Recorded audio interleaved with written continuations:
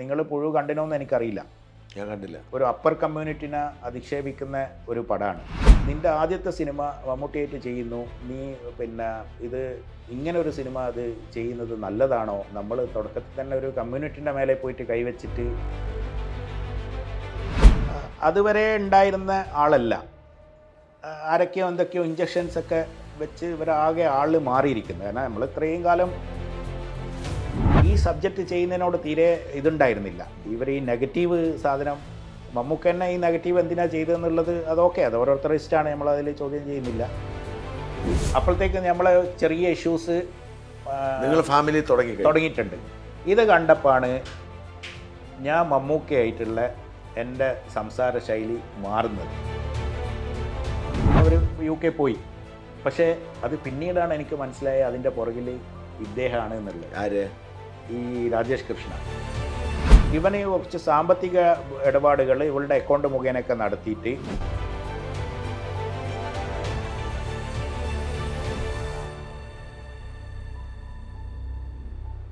ഈ സമയത്ത് നിങ്ങളുടെ വൈഫും പിള്ളേരും നാട്ടിൽ തന്നെയാണ്? ആ കൊച്ചിയിലാണ്. നിങ്ങൾ പോവാറുണ്ടോ? റെഗുലർ എപ്പോൾ സമയം കിട്ടിയാലും ഞാൻ വരാറുണ്ട്. സിനിമ എന്താ അപ്പം അവരെന്ത് ചെയ്തു? അവരുടെ മറ്റേ ഉയര് കഴിഞ്ഞിട്ട് അവരെന്ത് ചെയ്തു? അവർ ഉയരെ കഴിഞ്ഞിട്ട് എന്ത് ചെയ്തു എന്ന് പറഞ്ഞു കഴിഞ്ഞാൽ, പിന്നെ പുഴുവിൻ്റെ ഈ പ്രശ്നം പേപ്പറൊക്കെ ക്ലിയർ ചെയ്തിട്ട് പുഴു അനൗൺസ് ചെയ്യാൻ നിന്നു. ഈ പുഴു വരാൻ കാരണം എന്താണെന്ന് വെച്ചാൽ പുഴു ആയിരുന്നില്ല അനൗൺസ്മെൻറ്റ്. ഇവരെഴുതിയ സ്വന്തം സ്ക്രിപ്റ്റിലുള്ള പടമായിരുന്നു അനൗൺസ്മെൻറ്റിന് വെച്ചിരുന്നത്. പടം 2019 സെപ്റ്റംബറിൽ ഒക്ടോബറിൽ ഷൂട്ട് തുടങ്ങാമെന്നുള്ള രീതിയിൽ മമ്മൂക്ക പ്രിപ്പയറായി കാര്യങ്ങളൊക്കെ പറഞ്ഞു. മമ്മൂക്കാൻ്റെ ബാക്ക്ലോഗ് കാരണം സെപ്റ്റംബർ ഒക്ടോബർ എന്നുള്ളത് മാർച്ചിലേക്ക് നീണ്ട് 2020 മാർച്ചിലേക്ക് നീണ്ട് അനൗൺസായി ചെയ്യാന്നുള്ള രീതിയിൽ ഒരു ബാക്ക് എൻഡ് പ്രിപ്പറേഷനൊക്കെ ആയി. 20 കോവിഡ് വരുന്നത്, വീണ്ടും അവിടെ നിന്നു. ഓക്കെ, കോവിഡ് വന്ന് നിന്ന സമയത്ത് പിന്നെ ഇവർക്ക് എന്ത് ചെയ്തെന്ന് വെച്ച് കഴിഞ്ഞാൽ ഇത് മുന്നോട്ട് പോയില്ല എന്ന് കണ്ടപ്പോൾ മമ്മൂക്കാൻ്റെ അടുത്ത് പോയി സങ്കടങ്ങളും കാര്യങ്ങളൊക്കെ പറഞ്ഞ സമയത്താണ് ഈ തട്ടിക്കൂട്ടി ഈ പുഴു എന്ന് പറഞ്ഞ സംഭവം ഉണ്ടാക്കിയത്. അവിടെയാണ് ഞങ്ങൾ പ്രശ്നങ്ങൾ തുടങ്ങുന്ന കാരണം. എന്താണെന്ന് വെച്ചാൽ ഞാൻ വളരെ എൻ്റെ സുഹൃത്തുക്കളായാലും എന്നെ പറ്റി അറിയുന്ന എല്ലാവർക്കും എന്നെ നന്നായിട്ട് അറിയാം. ഞാൻ ഒരു മതത്തെയോ അല്ലെങ്കിൽ ഏതെങ്കിലും ഒരാളെ സപ്പോർട്ട് ചെയ്തും കൊണ്ടോ ഒരാളെ എതിർത്തും കൊണ്ടോ അല്ലെങ്കിൽ എനിക്ക് എല്ലാ രീതിയിലുള്ള ഫ്രണ്ട്സുകളും ഉണ്ട്. ഓക്കെ, ഞാൻ അവരുടെ വീട്ടിൽ പോയി സ്വാഭാവികമായിട്ടും എല്ലാവരുടെ വീട്ടിൽ പോയി ഭക്ഷണം കഴിക്കലും അവർ നമ്മളടുത്ത് അങ്ങനെയുള്ള ഒരു ജീവിത ശൈലിയാണ് പണ്ട് മുതലേ, അത് എൻ്റെ ചെറുപ്രായം മുതലേ. അപ്പോൾ ഇവർ സ്വന്തമായിട്ടുള്ള സ്ക്രിപ്റ്റ് എന്ന് പറയുന്നത് അതൊരു സൂപ്പർ സാധനമാണ്. ആ സാധനം നമ്മളൊക്കെ ഭയങ്കര പ്രതീക്ഷ ഇപ്പോഴും വെച്ചുകൊണ്ടിരിക്കുന്ന സാധനമാണ്. ആ സാധനത്തിൽ നിന്ന് നേരെ ഉൾട്ട ഒരു നെഗറ്റീവ് സാധനത്തിലേക്ക് പോകുമ്പോൾ എനിക്ക് അതിനകത്ത് കുറച്ച് നെഗറ്റീവ് സാധനം എങ്ങനെ വന്നത് എന്താണെന്ന് വെച്ച് കഴിഞ്ഞാൽ, ഈ മമ്മൂക്കാൻ്റെ അടുത്ത് പോയിട്ട് പറയുകയാണ് ഇവർക്ക് എന്തെങ്കിലും ഇത് ചെയ്യണം. അപ്പോൾ മമ്മൂക്ക പറഞ്ഞു, നിൻ്റെ വിഷമം ഇനി ഇത്രയും വർഷം കാത്തു നിൽക്കുകയാണ്, നിൻ്റെ സ്ലോട്ട് ഇപ്പോൾ ഉണ്ട്, പക്ഷേ നിൻ്റെ സാധനം എനിക്കിപ്പോൾ ചെയ്യാൻ പറ്റില്ല, നിൻ്റെ സ്ക്രിപ്റ്റ് ഇപ്പോൾ ചെയ്യാൻ പറ്റില്ല, കാരണം അതൊരു വലിയ ബിഗ് ബഡ്ജറ്റ് സാധനമാണ്, വാക്സിൻ പോലും ഇറങ്ങിയിട്ടില്ല, ബുദ്ധിമുട്ടാണ്. ഞാൻ ഒരു സംഗതി എവിടെയെങ്കിലും നോക്കട്ടെ, വേറെ റൈറ്റേഴ്സിൻ്റെ അടുത്ത് ഉണ്ടെങ്കിൽ അത് നമുക്ക് എന്തെങ്കിലും ചെയ്ത് ഒരു ചെറിയ സാധനം ഇപ്പം ചെയ്യാം, നിൻ്റെ മറ്റേ സാധനം ഞാൻ വിട്ടു തരില്ല, അത് ഞാൻ തന്നെ ചെയ്യും, എന്തായാലും ആയുസ് ഉണ്ടെങ്കിൽ ഞാൻ തന്നെ ചെയ്യുമെന്ന് പറഞ്ഞ് അങ്ങനെ പുള്ളി വെച്ചു. അപ്പോൾ അത് കേട്ടപ്പോൾ എന്തായാലും മമ്മൂട്ടിൻ്റെ പടത്തിൽ തരണം. അപ്പോൾ ഇവർ വീണ്ടും അങ്ങനെയാണ് ഈ പിന്നെ ഉണ്ടയിൽ വർക്ക് ചെയ്തുകൊണ്ടിരുന്ന അർഷദ് എന്ന് പറഞ്ഞ സ്ക്രിപ്റ്റ് റൈറ്ററും പിന്നെ സുഹാസ് ഷർഫു ഈ വൈറസ് പിന്നെ അങ്ങനെയുള്ള ഏതോ 1-2 പടം ചെയ്തവരാണ്. ഇവരൊക്കെ കൂടിയിട്ട് ഈ മറ്റേ ഈ അർഷദിനെ വിളിച്ചു. മമ്മൂക്ക വിളിച്ച സമയം ഇവരവിടെ ഇരുത്തിക്കൊണ്ട് തന്നെയാണ് വിളിക്കുന്നത്. വിളിച്ച സമയത്ത് അർഷദ് പറഞ്ഞു, എൻ്റെ അടുത്തൊരു സബ്ജക്റ്റ് ഉണ്ട് മമ്മൂക്ക, ഞാൻ നേരിൽ വന്ന് പറയാമെന്ന് പറഞ്ഞു. പോയി കഥ പറഞ്ഞപ്പം പുള്ളിക്ക് ഇഷ്ടപ്പെട്ടു, എഴുതാൻ പറഞ്ഞു. അങ്ങനെ ഇത് എഴുതി. അപ്പം ഞാൻ ഓൾമോസ്റ്റ് എല്ലാ വീക്കെൻഡിലും ഞാൻ ട്രെയിൻ കയറി ഇങ്ങ് പോരും, രാത്രി ട്രെയിൻ കയറി ഇങ്ങ് പോരും, ഞായറാഴ്ച അങ്ങോട്ട് പോകും, അല്ലെങ്കിൽ വ്യാഴാഴ്ച വരും, അങ്ങനെ ഇതായിരുന്നു. അപ്പോൾ ഞാനിതിങ്ങനെ നമ്മൾ വീട്ടിൽ നടക്കുന്ന സംഗതിയാണല്ലോ, ഇതിങ്ങനെ ലാപ്ടോപ്പിൽ ഈ സാധനം കാണാൻ തുടങ്ങിയപ്പം എനിക്ക് മനസ്സിൻ്റെ ഉള്ളിൽ, കാരണം എന്ന് വെച്ചാൽ നിങ്ങൾ പുഴു കണ്ടിനോന്ന് എനിക്കറിയില്ല, ഞാൻ കണ്ടില്ല. അതൊരു എന്താ പറയുക, നമ്മളെ ഒരു അപ്പർ കമ്മ്യൂണിറ്റിനെ അധിക്ഷേപിക്കുന്ന ഒരു പടമാണ്. സവർണര ആ രീതിയിലുള്ള അത് പടം കണ്ടവർക്ക് മനസ്സിലാവും. അപ്പം ഞാൻ ഇവരുടെ അടുത്ത് ചോദിച്ചു, പിന്നെ നിൻ്റെ ആദ്യത്തെ സിനിമ മമ്മൂട്ടിയായിട്ട് ചെയ്യുന്നു, നീ പിന്നെ ഇത് ഇങ്ങനെ ഒരു സിനിമ അത് ചെയ്യുന്നത് നല്ലതാണോ? നമ്മൾ തുടക്കത്തിൽ തന്നെ ഒരു കമ്മ്യൂണിറ്റിൻ്റെ മേലെ പോയിട്ട് കൈവച്ചിട്ട് അതിൽ എന്തൊക്കെ സാധനങ്ങൾ സിനിമ എന്ന് പറഞ്ഞാൽ ഞാൻ ഇഷ്ടപ്പെടുന്ന സിനിമ ഞാൻ 2 രീതിയിലുള്ള സിനിമകളാണ് വളരെ ഇതിൽ കാണുക. ഒന്ന് ഫൈറ്റ്, പിന്നെ കോമഡി. നമുക്ക് ഈ ഒരു റിലാക്സിന് വേണ്ടിയിട്ടാണല്ലോ നമ്മൾ തിയേറ്ററിൽ പോകുന്നത്. അവിടെ പോയിട്ട് ഈ സങ്കടം പിന്നെയും കാണാൻ പറ്റില്ലല്ലോ. അപ്പോൾ ഇത് പറഞ്ഞപ്പോൾ ഇവരത് അന്നേരമാണ് ഇവരുടെ ഓരോരോ അതുവരെ ഉണ്ടായിരുന്ന ആളല്ല, ആരൊക്കെയോ എന്തൊക്കെയോ ഇഞ്ചക്ഷൻസൊക്കെ വെച്ച് ഇവരാകെ ആൾ മാറിയിരിക്കുന്നത്. കാരണം നമ്മൾ ഇത്രയും കാലം 2003 ഞാൻ പരിചയപ്പെട്ടത്. 3 മുതൽ 2020 വരെ 17 വർഷം ഒരുമിച്ച് ജീവിച്ച ഒരാളുടെ മാറ്റങ്ങൾ നമുക്ക് മനസ്സിലാവുമല്ലോ എങ്ങനെ ഉണ്ട് എന്നുള്ളത്. അത് കണ്ടു തുടങ്ങി. അപ്പോൾ അതിൻ്റെ അകത്തുള്ള ഇൻഫ്ലുവൻസ് എന്താണെന്നുള്ളത് പിന്നീട് നമ്മൾ അതിൽ കണ്ടെത്തി, അത് കാര്യങ്ങൾ മനസ്സിലായി. അപ്പോൾ ഇവർ ഇതിനകത്ത് എന്താണെന്ന് വെച്ച് കഴിഞ്ഞാൽ ഈ ഒരു സബ്ജക്റ്റ്, ഇങ്ങനെ ഒരു സബ്ജക്റ്റ് ഉണ്ട് എന്നുള്ളത് ഈ അർഷദ് എന്ന് പറയുന്ന ആൾ എക്സ്ട്രീം ഇസ്ലാമിസ്റ്റാണ്. നമ്മൾ ഇതിലുണ്ടല്ലോ എക്സ്ട്രീം ഇസ്ലാമിസ്റ്റാണ്. പുള്ളിയുടെ പ്രൊഫൈലൊക്കെ നിങ്ങൾ നോക്കിയാൽ മനസ്സിലാവും. പുള്ളി അതെങ്ങനെ ഇത് കൊണ്ടുവന്നപ്പം കൂട്ടിനൊരു കമ്മ്യൂണിസ്റ്റുകാരനും സപ്പോർട്ട് ചെയ്യാൻ വേണ്ടി. അപ്പോൾ അവർക്കെല്ലാം കൂടി ഇതൊന്ന് കളറാക്കണം. അത് കൂടുതൽ കളറായത് എങ്ങനെയാണെന്ന് വെച്ച് കഴിഞ്ഞാൽ അതിൽ പിന്നെ പാർവതി കയറി വന്നു. പാർവതിൻ്റെ അടുത്ത് ചോദിച്ച സമയത്ത് പാർവതി മമ്മൂട്ടി അതുവരെ ഉടക്കി നിൽക്കുകയായിരുന്നു. മമ്മൂക്കായിട്ട് എന്തോ ഒരു വിഷയത്തിൽ ഉടക്കി നിൽക്കുകയായിരുന്നു. ഈ പടം കാരണം അവർ കൊണ്ടുവന്നു. അത് ആ ഒരു ഇത് റത്തിനാക്ക് കിട്ടിയിട്ടുണ്ട്, അഡ്വാൻറ്റേജ്, അവർ ഒരുമിച്ചു എന്നുള്ളത്. പാർവതിക്ക് ഈ സ്ക്രിപ്റ്റ് കേട്ടപ്പം അതിൻ്റെ ഭാഗമാവണമെന്നുണ്ട് ഭയങ്കര ആഗ്രഹം. പുള്ളിക്കാർത്തി വേഗം സമ്മതിച്ചു. കാരണം എന്ന് വെച്ചാൽ അവർക്കൊക്കെ ഇപ്പോൾ ആ ലൈനാണല്ലോ. അങ്ങനെയാണ് ഇത് പോകുന്നത്. അപ്പോൾ ഇതിനകത്തുനിന്ന് ഞാൻ ഇവരെത്രമാത്രം ഇത് ചെയ്തപ്പോൾ ഇവർ ഇതിൽ നിന്ന് മാറാൻ തയ്യാറില്ല. ഇത് മമ്മൂക്കാൻ്റെ ഇതാണ്.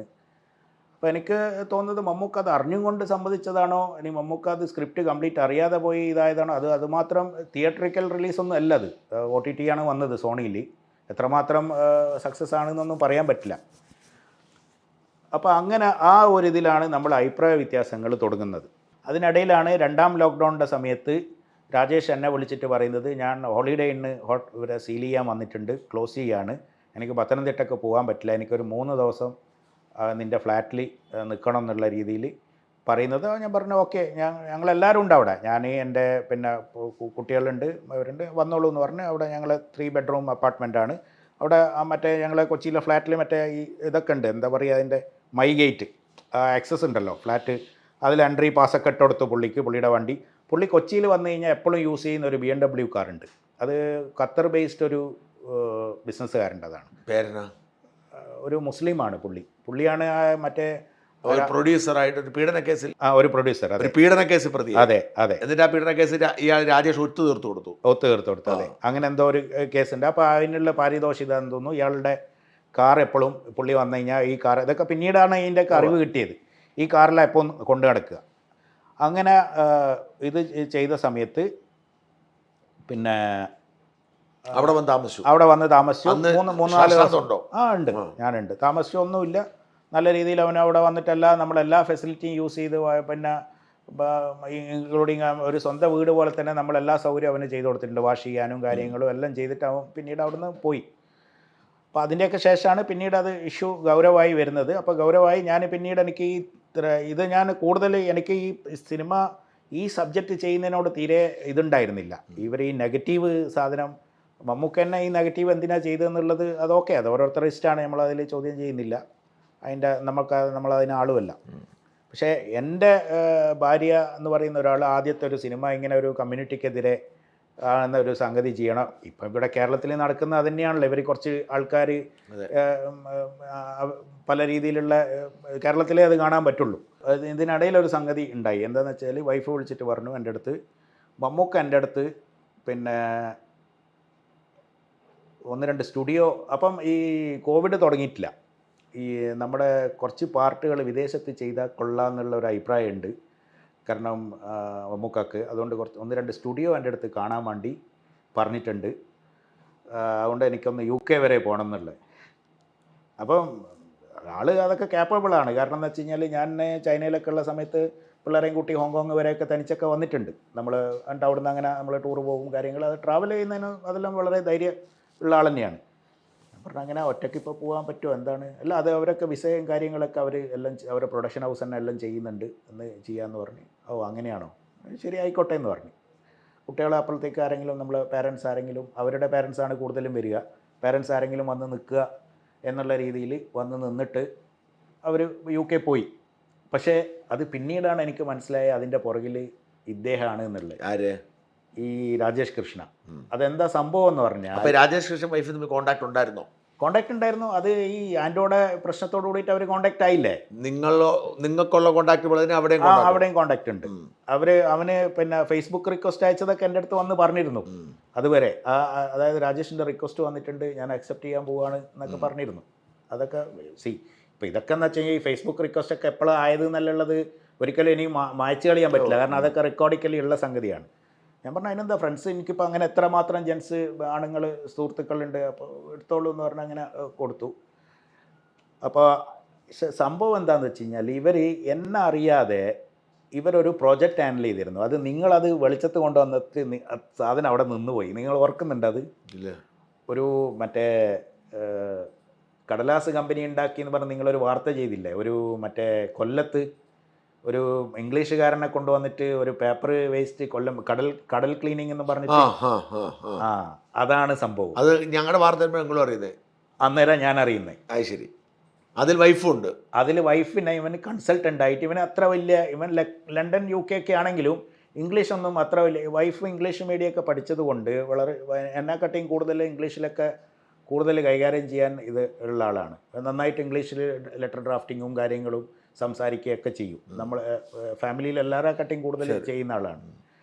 അപ്പോൾ ഇവനെ ഇതൊക്കെ മനസ്സിലാക്കിയിട്ട് ഇവളെ ഈ ഒരു കൺസൾട്ടൻ്റ് പോലെയായിട്ട് ഈ ഇംഗ്ലീഷുകാരൻ കൊണ്ടുവന്നിട്ട് ഈ മേഴ്സിക്കുട്ടി അമ്മൻ്റെ മീറ്റിങ്ങിലൊക്കെ ഇവളെയും കൂട്ടിപ്പോയിട്ടുണ്ട്. അതൊക്കെ പിന്നീടാണ് എനിക്ക് അതിൻ്റെ ഫോട്ടോഗ്രാഫ്സൊക്കെ കിട്ടിയത്.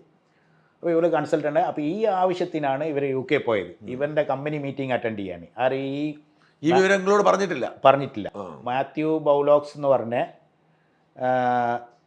ആളുടെ ഇതിന് വേണ്ടിയിട്ടാണ് പിന്നെ പോയത്. സ്വാഭാവികമായിട്ടും മാത്യു ബൗലോസിൻ്റെ കമ്പനിയിൽ നിന്ന് ഇൻവിറ്റേഷനൊക്കെ വന്നിട്ടുണ്ട്. പക്ഷേ നമ്മൾ ഒരു സിനിമ എന്ന് പറയുന്ന ഒരു രീതിയിൽ ഈ ഇൻവിറ്റേഷനൊന്നും നമ്മളങ്ങനെ ഒരു നെഗറ്റീവായിട്ട് കാണൂലല്ലോ. ആരതാ ഇൻവിറ്റേഷൻ വന്നത്, നമുക്കൊരു സംശയമില്ലാത്തടത്തോളം കാലം നമ്മളതൊന്നും ചിന്തിക്കേണ്ട ആവശ്യമില്ലല്ലോ. വിസക്ക് ഇൻവിറ്റേഷനൊക്കെ വന്നൊക്കെ കണ്ടിട്ടുണ്ട്. പക്ഷേ ഞാനത് അത്രത്തോളം ചെയ്തില്ല. ഒരു മാത്യു ബൗലോക്സ് എന്ന് പറയുന്ന ഒരു ഇംഗ്ലീഷുകാരൻ്റെ കമ്പനിയാണ്. അപ്പോൾ അതിനിടയിൽ എന്താ പ്രശ്നം എന്ന് പറഞ്ഞാൽ ഇവർക്ക് ഈ കുറച്ച് സിനിമയുടെ ബാക്ക് വർക്കും കാര്യങ്ങളൊക്കെ ആയിട്ട് കുറച്ച് കാശ് വന്നിട്ടുണ്ടായിരുന്നു. കാരണം വെച്ചാൽ ഒരു പ്രൊഡക്ഷൻ ഒരു റെഡിയാവുമല്ലേ. അപ്പോൾ ഞാനാണെങ്കിൽ ഈ ബാങ്കിൽ കിട്ടുന്ന കാശ് മൊത്തം ബാങ്കിൽ കൊണ്ടുപോയിട്ട് ഈ തവണകൾ അടച്ചുകൊണ്ടിരിക്കുക ഇവരെ ലോണ് കുറക്കാൻ വേണ്ടി. അപ്പോൾ എൻ്റെ ബുദ്ധിമുട്ട് അവർക്ക് അന്നേരം അറിയാം. നമ്മൾ അന്നേരം ഒരു ബുദ്ധിമുട്ടിൽ നിൽക്കുന്ന സമയത്ത് ആ സമയത്ത് ഇവൻ എന്ത് ചെയ്തെന്ന് വെച്ച് കഴിഞ്ഞാൽ ഇവൻ UK നിന്ന് ഈ മാത്യു ബൗലോക്സിൻ്റെ കമ്പനിയിൽ നിന്ന് ഇവരെ അക്കൗണ്ടിൽ അതൊക്കെ ഇപ്പോൾ കോടതി വിളിപ്പിച്ചിട്ടുണ്ട്. ഇപ്പം എൻ്റെ വക്കീൽ കോടതി വിളിപ്പിച്ചിട്ട് കോടതിയിൽ ആ സ്റ്റേറ്റ്മെൻറ്റുകളൊക്കെ എടുപ്പിച്ചു. ഈ പണ ട്രാൻസാക്ഷൻ പിന്നെ ഈ മാത്യു ബൗലോസിൻ്റെ കമ്പനിയിൽ നിന്ന് ഇവളുടെ അക്കൗണ്ടിലേക്ക് ട്രാൻസ്ഫർ നടത്തുക. UK നിന്ന് കാശ് വന്നു കഴിഞ്ഞാൽ പകുതി ഇവൻ്റെ അക്കൗണ്ടിലോട്ട് ട്രാൻസ്ഫർ ചെയ്ത് കൊടുക്കും, പാതി ഇവർക്കുള്ളത്. മനസ്സിലായില്ലേ? ഇതൊക്കെ പിന്നീടാണ് മനസ്സിലായത് ഇങ്ങനെയൊക്കെയുള്ള പരിപാടികൾ നടന്നതെന്നുള്ളത്. അപ്പോൾ ഈ UK ട്രിപ്പ് എന്ന് പറഞ്ഞാൽ പക്ഷേ എനിക്ക് അവിടെ പോയിട്ട് സ്റ്റുഡിയോൻ്റെ മുമ്പിലുള്ള ഫോട്ടോസും കാര്യങ്ങളൊക്കെ കിട്ടിയിട്ടുണ്ട്. പക്ഷേ താമസം രാജേഷ് കൃഷ്ണയുടെ വീട്ടിലായിരുന്നു, ഫ്ലാറ്റിലായിരുന്നു. യാതൊരു ഇതുമില്ല. കാരണം എന്ന് വെച്ച് കഴിഞ്ഞാൽ രാജേഷ് കൃഷ്ണയുടെ വൈഫുണ്ട് അവിടെ, അവരും അവിടെ തന്നെയാണ് താമസിക്കുന്നത്. വൈകുന്നേരം ആയിക്കഴിഞ്ഞാൽ ഫോട്ടോസും കാര്യങ്ങളൊക്കെ വരും. അവർ ഈവനിങ്ങിൽ പുറത്ത് പോകുന്ന കാര്യങ്ങൾ അങ്ങനെയുള്ള ഒരു ഇതും കാര്യങ്ങളൊന്നും നമ്മൾ ചിന്തിക്കേണ്ട ഒരു ആവശ്യവും വന്നിട്ടില്ല. കാരണം എന്ന് വെച്ച് കഴിഞ്ഞാൽ നിങ്ങൾ മനസ്സിലായി കുടുംബമായിട്ട് താമസിക്കുന്ന ഒരു വീട്ടിലല്ലേ ഉള്ളത്. അവിടുന്ന് അങ്ങനെ അത് കഴിഞ്ഞ് വന്ന് അത് അവരുടെ ട്രിപ്പ് ശരിക്കും ഏപ്രിൽ വരെ ഉണ്ടായിരുന്നു. അവിടെ കുറച്ച് ലോങ് ഇതിന് പോയതാണ്. പക്ഷേ അപ്പോഴാണ് ലോക്ക്ഡൗണിൻ്റെ സിഗ്നലുകൾ വന്നപ്പം ഇവർ കട്ട് ഷോട്ട് ചെയ്തിട്ട് നേരത്തെ ഇങ്ങോട്ട് പോകുന്നു. ആദ്യം അവൻ പോന്നു, രാജേഷ് ആദ്യം ഇങ്ങോട്ട് പോന്നു, പുറകിൽ ഇവരും വന്നിട്ട് ഇവിടെ ക്വാറന്റൈനായി. അന്നൊക്കെ ക്വാറന്റൈനായി നമ്മുടെ കൊച്ചി ഫ്ലാറ്റിൽ. രാജേഷ് വേറെ എവിടെയോ ക്വാറന്റൈൻ, തിരുവല്ലയിൽ പോയിട്ട് ഒരു ഫ്ലാറ്റിൽ ക്വാറന്റൈൻ ആയിട്ട് അത് ഒരു വലിയ ഇഷ്യൂ ആയിട്ടുണ്ട്. അത് വേറെ അവിടെയുള്ള UK ഒരാളുടെ ഫ്ലാറ്റ് അവർ അറിയാതെ തുറന്നു കൊടുത്തെന്ന് പറഞ്ഞിട്ട് ഇവർ വന്നിട്ട് എവിടെയും റിപ്പോർട്ട് ചെയ്തില്ല. എന്നൊക്കെ ഭയങ്കര സ്ട്രിക്റ്റ് ആയിരുന്നല്ലോ. അങ്ങനെ അത് അസോസിയേഷൻകാർ കണ്ടുപിടിച്ച് അവർ റിപ്പോർട്ട് ചെയ്തിട്ട് ആംബുലൻസ് വന്ന് ഇവനെ കൊണ്ടുപോയി അവിടുന്ന്. അങ്ങനെ ഒരു കഥ ഉണ്ടായിട്ടുണ്ട്. ഇതൊക്കെ കഴിഞ്ഞ് പിന്നീടാണ് അത് കഴിഞ്ഞതിന് ശേഷമാണ് ഇതിൻ്റെ ഫുൾ സ്ക്രിപ്റ്റൊക്കെ റെഡിയാവുന്നത്. നമ്മുടെ ഈ പുഴുവിൻ്റെ റെഡിയായപ്പോഴാണ് മറ്റേ ബിസിനസ് പൊളിഞ്ഞു പോയി. നമ്മൾ ചെയ്തോടുകൂടി അതോടുകൂടെ അത് നിർത്തി. അതിൽ കുറച്ച് പൈസ ഇവനക്ക് കിട്ടിയിട്ടുണ്ട്. പക്ഷെ അത് പിന്നീട് അവനെ പിന്നെ അങ്ങോട്ട് ടേക്കപ്പ് ചെയ്യാൻ പറ്റിയില്ല. നിങ്ങളെ വാർത്തയോട് കൂടിയിട്ട് അത് സ്റ്റോപ്പായി. അപ്പോഴാണ് പിന്നെ ഈ പുതിയ എന്തെങ്കിലും അവനക്കിങ്ങനെ ഈ സെക്യൂരിറ്റി കമ്പനി ഒരു വകയിലുണ്ട്, അപ്പോൾ അത് ഇങ്ങനെ പോകുന്നുണ്ട്. അപ്പോൾ അവനക്കറിയാതെ ഏതെങ്കിലും സമയത്ത് ഇത് ചെയ്യുന്നില്ല. അന്നേരമാണ് അപ്പം ഞാൻ അതിനിടയിൽ ഷ്യാമിൻ്റെ അടുത്ത് ചോദിച്ചു, പിന്നെ എങ്ങനെയാണ് ആൻ്റോണി ഈ ഇത്ര പെട്ടെന്ന് ഇത് ചെയ്യാൻ കഴിഞ്ഞത്? അപ്പോൾ പറഞ്ഞു, രാജേഷ് ഇവിടെ ഒരുവിധം സിനിമ ആൾക്കാർക്കൊക്കെ ഫണ്ട് ചെയ്യുന്ന ആളാണ് UK നിന്ന്. അപ്പോൾ അതുകൊണ്ട് അവർ തമ്മിൽ പിണങ്ങില്ല, എന്തുണ്ടെങ്കിലും അവർ അഡ്ജസ്റ്റ് ചെയ്ത് പോകുന്നില്ല. അപ്പോൾ രാജേഷ് നോക്കുന്നത് എന്താണെന്ന് വെച്ച് കഴിഞ്ഞാൽ, ഈ സിനിമ പ്രൊഡ്യൂസേഴ്സ് എന്ന് പറയുന്ന അവരെ ഇൻവെസ്റ്റേഴ്സിനെ അവരെ ഫണ്ടേഴ്സിനെ അവരൊരിക്കലും ഫ്രണ്ട് റണ്ണിൽ കൊണ്ടുവരില്ല. അപ്പം ആരായാലും പ്രൊഡ്യൂസർ എന്നുള്ള ഒരു ബ്രാൻഡാണ്. അവരാരെടുത്ത കാശ് വാങ്ങുന്നതെന്നുള്ള മറ്റാൾക്കാർക്ക് അറിയില്ല, അവരൊരിക്കലും മുമ്പിൽ വരാനില്ല. അപ്പോൾ ഈ പിന്നെ ഇവരെ കിട്ടിയ സമയത്ത് ഇവനിക്ക് നല്ലൊരു ഓപ്പർച്യൂണിറ്റി ആയിരുന്നു ഫ്രണ്ട് റണ്ണിൽ വരിക എന്നുള്ളത്, മനസ്സിലായില്ലേ? അപ്പോൾ ഇവനിക്ക് ഈ ചെയ്ത സപ്പോർട്ടൊക്കെ ചെയ്ത് വെച്ചും കൊണ്ട് ഇവനെ ഈ ഉയരേൻ്റെ സെറ്റിലൊക്കെ കയറി കറങ്ങി ഒരു ബേസിക് കോണ്ടാക്ട്സ് ഒക്കെ ഉണ്ടാക്കിയിട്ട് റത്തീനാൻ്റെ അടുത്ത് അപ്രോച്ച് ചെയ്തു. എനിക്ക് എന്തെങ്കിലും ഒരു റോള് വേണം, ഫിനാൻഷ്യലി ഇൻവോൾവ്മെൻ്റ് ഉള്ള റോൾ എന്ന് പറഞ്ഞു. അത് എനിക്ക് ഡിസൈഡ് ചെയ്യേണ്ടല്ലോ, മമ്മൂക്കല്ലേ ഡിസൈഡ് ചെയ്യേണ്ടത്, പുള്ളിൻ്റെ സിനിമയാണല്ലോ. അത് പറഞ്ഞപ്പോൾ അത് നീ ചോദിക്കൂ, ഞാൻ നിനക്ക് ഇത്ര ഹെൽപ്പ് ചെയ്ത് തന്നില്ലേ എന്നൊക്കെ പറഞ്ഞപ്പോൾ മമ്മൂക്കാൻ്റെ അടുത്ത് പോയി ചോദിച്ചപ്പോൾ മമ്മൂക്ക പറഞ്ഞു, പ്രൊഡ്യൂസറെ പെർമിഷൻ ഉണ്ടെങ്കിൽ എക്സിക്യൂട്ടീവ് പ്രൊഡ്യൂസറായിട്ട് ആരും വന്നോട്ടെ എന്ന് പറഞ്ഞു. പ്രൊഡ്യൂസർ ആരായിരുന്നു? പ്രൊഡ്യൂസർ വന്നിട്ട് ഒരു അർജുൻ രവീന്ദ്രൻ എന്ന് പറയുന്ന ഒരു പയ്യനായിരുന്നു. പുള്ളി എന്തോ ഉജാല കണക്റ്റഡ് ഫാമിലിയാണ്. പുള്ളി ആദ്യമായിട്ട് ഈ ശരിക്ക് പിന്നെ ഈ റത്തീൻ എഴുതിയ സ്ക്രിപ്റ്റിന് വേറെ പ്രൊഡ്യൂസറായിരുന്നു. സബ്ജക്റ്റ് മാറിയപ്പോൾ അവർ പിന്മാറി, അവർക്ക് താല്പര്യമില്ല എന്ന് പറഞ്ഞു ഈ സബ്ജക്റ്റ് ചെയ്യാൻ വേണ്ടിയിട്ട്. അവരും ഒരു ലേഡി ആയിരുന്നു. ഓക്കെ, അവർക്ക് താല്പര്യമില്ല എന്ന് പറഞ്ഞിട്ട് അവർ പിന്മാറിയപ്പം പ്രൊഡ്യൂസറെ തപ്പാൻ ഇറങ്ങിയപ്പം ഈ ജോർജിൻ്റെ, മമ്മൂട്ടിയുടെ മാനേജർ ജോർജിൻ്റെ മോർണിംഗ് ക്രിക്കറ്റ് മേറ്റും വാക്കിംഗ് മേറ്റുമാണ് ഈ അർജുൻ പയ്യൻ. ഈ അർജുനെ അവർ പരിചയപ്പെട്ടിട്ട് അർജുന് പ്രൊഡ്യൂസറാവും. അവന് സിനിമ ഭ്രാന്തായിട്ട് നടക്കുകയായിരുന്നു. അവന് പ്രൊഡക്ഷൻ കമ്പനിയൊക്കെ തുടങ്ങി. അപ്പോൾ അവനക്ക് കിട്ടിയ ഒരു ലോട്ടറി ആയിരുന്നു ഫസ്റ്റ് സിനിമ മമ്മൂട്ടിൻ്റെ ചെയ്യാന്നുള്ളത്. അപ്പോൾ അവനക്ക് ബാക്ക് സപ്പോർട്ടും ഉണ്ട്, അവൻ്റെ ഫാമിലി. അവൻ്റെ അടുത്ത് പോയി ചോദിച്ചപ്പോൾ അവൻ നോ പറഞ്ഞു. അവിടെയാണ് ശരിക്ക് ഒരു കാര്യമായ ഇഷ്യൂ നടക്കുന്നത്. നോ പറഞ്ഞതെന്ന് വെച്ച് കഴിഞ്ഞാൽ, എനിക്ക് എൻ്റെ ഫാമിലിയിൽ നിന്ന് സപ്പോർട്ടുണ്ട്, അപ്പോൾ എനിക്ക് എക്സിക്യൂട്ടീവ് പ്രൊഡ്യൂസറായിട്ട് ഈ പടത്തിൽ ഒരാൾ എടുക്കാൻ പറ്റില്ല. വേറെ എന്ത് റോൾ വേണമെങ്കിലും പ്രൊഡക്ഷൻ കൺട്രോളറോ അങ്ങനെ എന്ത് വേണമെങ്കിലും വെച്ച് പറഞ്ഞോളൂ. എക്സിക്യൂട്ടീവ് പ്രൊഡ്യൂസർ എന്ന് പറഞ്ഞാൽ ഇൻവെസ്റ്റ്മെൻറ്റ് ഉണ്ടാവും. എല്ലാത്ത എക്സിക്യൂട്ടീവ് പ്രൊഡ്യൂസറുകൾ വളരെ ദുർലഭമാണ്. ഇപ്പം ഉയരയിൽ റത്തീന ചെയ്തത് അതാണ്, ഇൻവെസ്റ്റ്മെൻറ്റ് ഇല്ല. അത് അവർ സമ്മതിച്ചും കൊണ്ടാണ്. അവർക്ക് അങ്ങനത്തെ ഒരാൾ വേണം, അവർ ഇൻവെസ്റ്റ്മെൻറ്റ് വേണ്ടെന്ന് പറഞ്ഞു. നമ്മുടെ അടുത്ത് ഇൻവെസ്റ്റ് ചെയ്യാൻ അന്ന് പണവും ഇല്ല. ഓക്കെ, ഇതിൽ അങ്ങനെയല്ല, ഇവനക്ക് ഇൻവെസ്റ്റാണ് വേണ്ടത്. ഇൻവെസ്റ്റ് വന്നാൽ എക്സിക്യൂട്ടീവ് പ്രൊഡ്യൂസറായിട്ടേ പ്രൊഡ്യൂസർ ആവാൻ പറ്റുള്ളൂ. അർജുൻ നോ പറഞ്ഞപ്പം ഇവൻ അവിടുന്ന് പ്രൊഡ്യൂസർ സ്ഥാനത്ത് നിന്ന് മാറ്റാനുള്ള വൃത്തികേടായ കളികളെല്ലാം കളിച്ചിട്ട് അവനെ കൊണ്ടുപോയിട്ട് എന്തൊക്കെയോ ട്രാപ്പിലൊക്കെ പെടുത്തി അവനെ അവിടുന്ന് പ്രൊഡ്യൂസർ സ്ഥാനത്ത് നിന്ന് മാറ്റി. പെണ്ണ് കേസിൽപ്പെടുത്തി. അവർ കേസ് പേർത്തി. അവൻ്റെ എൻഗേജ്മെൻറ്റ് എന്തോ കഴിഞ്ഞ സമയമാണ്. അവൻ്റെ ഭാര്യ അറിഞ്ഞു, അത് മമ്മൂട്ടി എല്ലാം മുടങ്ങി, വീണ്ടും സ്റ്റോപ്പായി. അങ്ങനെ വീണ്ടും പ്രൊഡ്യൂസറെ തേടി ഇറങ്ങുമ്പോൾ ഇവൻ പ്രൊഡ്യൂസറായില്ല. ഇവൻ എന്ത് ചെയ്തു, ഇവരെ റത്തീനാനെ ഉപയോഗിച്ചും കൊണ്ട് പിന്നെ ജോർജിനെ സ്വാധീനിച്ച് പിന്നെ ജോർജിനെ പ്രൊഡ്യൂസറാക്കിയിട്ട് വെച്ചു. അപ്പോൾ ജോർജ് പറഞ്ഞു, എൻ്റെ അടുത്ത് 5 പൈസ ഇല്ല, കാരണം ഞാൻ ഓൾറെഡി 2 സിനിമ ചെയ്തിട്ട് കുറച്ച് പ്രയാസത്തിൽ നിൽക്കുകയാണ്. അപ്പോൾ കാശില്ല. അപ്പോൾ മമ്മൂക്കാക്കും അവസ്ഥ അറിയാം. ഞാൻ പോയിട്ട് പ്രൊഡ്യൂസറാന്ന് പറഞ്ഞു കഴിഞ്ഞാൽ മമ്മൂക്ക സമ്മതിക്കില്ല. അല്ല, അത് കാശിന് നിങ്ങൾക്ക് തരാൻ പറ്റുവാണെങ്കിലോ, കാശ് നിങ്ങൾ അക്കൗണ്ടിൽ ഉണ്ടായിട്ട് നിങ്ങൾ പറഞ്ഞാൽ മതി എന്നുള്ള സപ്പോർട്ട് ഇവൻ കൊടുത്തു. അങ്ങനെ കൊടുത്ത സമയത്ത് അപ്പോൾ ആരായാലും ഉണ്ടാവില്ല മനസ്സിൻ്റെ ഉള്ളിലൊരാഗ്രഹം. ശരി, ഓക്കെ. അപ്പോൾ മമ്മൂക്കാൻ്റെ അടുത്ത് പോയിട്ട് ജോർജ് പറഞ്ഞു, ജോർജ് എൻ്റെ അടുത്ത് കാശുണ്ടോ? പിന്നെ അപ്പോൾ പറഞ്ഞില്ല, എനിക്ക് ഇൻവെസ്റ്റർ ഉണ്ട് എന്ന് പറഞ്ഞു. ഇൻവെസ്റ്റർ ഉണ്ടെങ്കിൽ ഇനി ഒരു കാര്യം ചെയ്യും, ആദ്യം ഒരു ബേസിക് എമൗണ്ട് അക്കൗണ്ടിൽ കാണിക്ക്, ചിലവായ മറ്റവനക്ക് അവൻ്റെ കാശ് കൊടുത്ത് NOC വാങ്ങിച്ചിട്ട് വാ, നമുക്ക് അനൗൺസ് ചെയ്യാമെന്ന് പറഞ്ഞു. ഉടനെ തന്നെ ഇവൻ പൈസ എനിക്ക് ട്രാൻസ്ഫർ ചെയ്തു ജോർജിൻ്റെ അക്കൗണ്ടിലേക്ക്, പ്രൊഡക്ഷൻ കമ്പനിയിലേക്ക്. രാജേഷ് അർജുന് ഇംഗ്ലണ്ടിൽ നിന്നായിരിക്കും, ഇല്ല അവിടുന്ന് തന്നെ, അവിടുന്ന് ഇവിടെ വന്നിട്ടോ എങ്ങനെയാണെന്നറിയില്ല, അങ്ങനെ കൊടുത്തു. അത് പിന്നെ അർജുന് കൊടുക്കാനുള്ളത് കൊടുക്കുന്നു, ക്ലിയർ ചെയ്യുന്നു, NOC വാങ്ങുന്നു, പടം വീണ്ടും ജോർജിൻ്റെ പേരിൽ അനൗൺസ് ചെയ്യുന്നു. Rajesh Krishna executive producer. ഇത് കണ്ടപ്പം അപ്പോഴത്തേക്ക് നമ്മളെ ചെറിയ ഇഷ്യൂസ് നിങ്ങൾ ഫാമിലി തുടങ്ങിയിട്ടുണ്ട്. ഇത് കണ്ടപ്പോഴാണ് ഞാൻ മമ്മൂക്കയായിട്ടുള്ള എൻ്റെ സംസാര ശൈലി മാറുന്നത്. അതുവരെ വളരെ ബഹുമാനത്തോട് കൂടിയിട്ട് ഞാൻ ഫോണിൽ സംസാരിക്കാറില്ല. 2016 മുതൽ മമ്മൂക്കയായിട്ടുള്ള വാട്സപ്പ് ചാറ്റ് ഹിസ്റ്ററി എൻ്റെ വാട്സപ്പിലുണ്ട്. വാട്സപ്പിൽ മാത്രമാണ് 1-to-1 ആയിട്ട് ഡിസ്കസ് ചെയ്തത്. 16 മുതലുള്ള ഹിസ്റ്ററി എൻ്റെ കയ്യിലുണ്ട്. അവിടെ ഒന്നുമില്ല, പ്രത്യേകിച്ച് പുള്ളിയുടെ സിനിമൻ്റെ റിവ്യൂസ് കാര്യങ്ങൾ, അല്ലെങ്കിലും എന്തെങ്കിലും അപ്ഡേറ്റുകൾ, പിന്നെ വിഷസ്, അങ്ങനെയുള്ള കാര്യങ്ങളൊക്കെ. ഈ സമയത്താണ് ഞാൻ ഇതിലേക്ക് കടക്കുന്നത്. അപ്പം ഞാൻ മമ്മൂക്കാക്ക് അയച്ചു, ഇങ്ങനെ ഒരാൾ ഇപ്പം ഇവനെപ്പറ്റി നല്ല വാർത്തകളല്ല കേട്ട് തുടങ്ങുന്ന പല പ്രശ്നങ്ങളുണ്ട് മമ്മൂക്ക. ഇവന് ഇപ്പം എൻ്റെ വൈഫിൻ്റെ ആദ്യത്തെ സിനിമ. അല്ല, നിങ്ങളപ്പോൾ അവൻ്റെ പാർട്ണറാന്ന് ഓർക്കണം. പാർട്ട്ണറുണ്ട്, അപ്പോൾ എനിക്കും പ്രശ്നമുണ്ട്. പാർട്ട്ണറാണ്. അപ്പോൾ അതൊക്കെ ഞാൻ പുള്ളിൻ്റെ അടുത്ത് പറഞ്ഞു, ഞാൻ പാർട്ട്ണറാണ്. എന്താ പ്രശ്നം ഉണ്ടായേ? പാർട്ണറായിരിക്കുമ്പോൾ എന്ത് പ്രശ്നം ഉണ്ടായേ? ഞാൻ ഇവിടെ സ്കൂട്ടണി ചെയ്യാൻ തുടങ്ങിയല്ലോ, ഈ സ്ക്രിപ്റ്റും കാര്യങ്ങളും. ഇവിടെ അത് മെസ്സേജ് എന്ത് ചെയ്തെന്ന് വെച്ചാൽ ഇവനെ പാസ് ചെയ്യും. അപ്പോൾ ഇവൻ്റെ അപ്പോഴത്തേക്ക് ഇവനക്ക് രജിയുടെ മുകളിൽ ഒരാൾ ഇവിടെ കൊച്ചി ഓഫീസിൽ ഒരാൾ വന്നു, MD ആയിട്ട്. MD അല്ല, വേറൊരു ഹെഡായിട്ട്, ജയാനന്ദ് എന്ന് പറയുന്ന ഒരാൾ.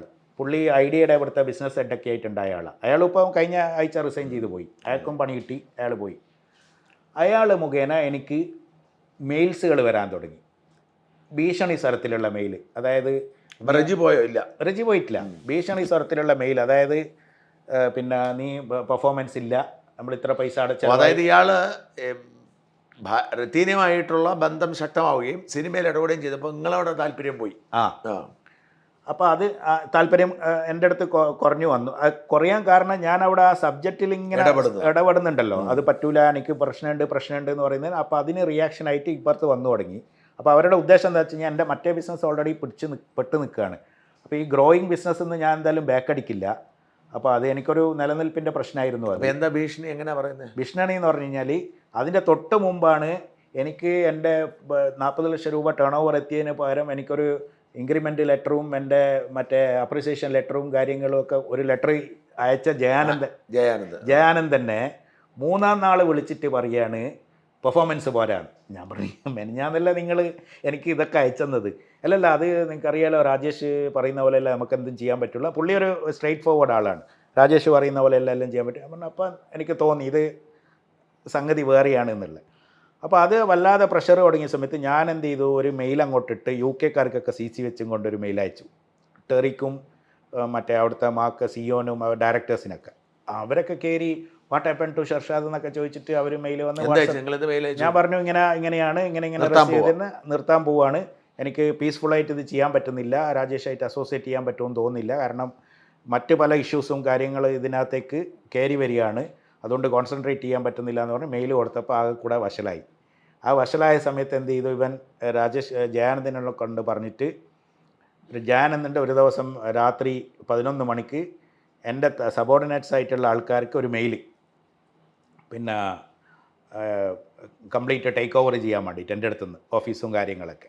അത് പറഞ്ഞപ്പോൾ ഞാൻ എൻ്റെ മറ്റേ ഓഫീസായിരുന്നില്ല അത്, ഇതിന് വേറെ ഓഫീസ് എടുത്തത്. ആദ്യം ഒരേ ഓഫീസ് എടുക്കാൻ വേണ്ടി പറഞ്ഞതായിരുന്നു.